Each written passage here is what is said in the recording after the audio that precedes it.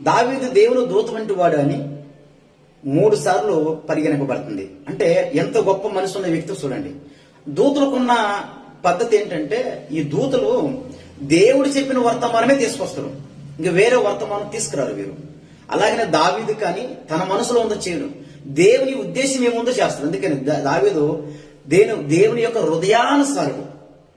ఈ లోకముందు సమస్తమును వెరుగుట యందు నా వేలిన వాడువగు నీవు దేవదూతుల జ్ఞానం వంటి జ్ఞానము గలవాడివి మాట్లాడుతుంది అక్కడ సహోదరి.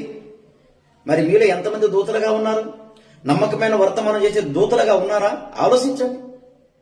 మోసం చేసే వాళ్ళతో, అన్యాయం అక్రమం చేసే వాళ్ళతో మాట్లాడుతూ వాళ్ళ దగ్గర వర్తమానం వినాలనుకుంటున్నారా? నష్టపోతారు. జాగ్రత్త సుమా.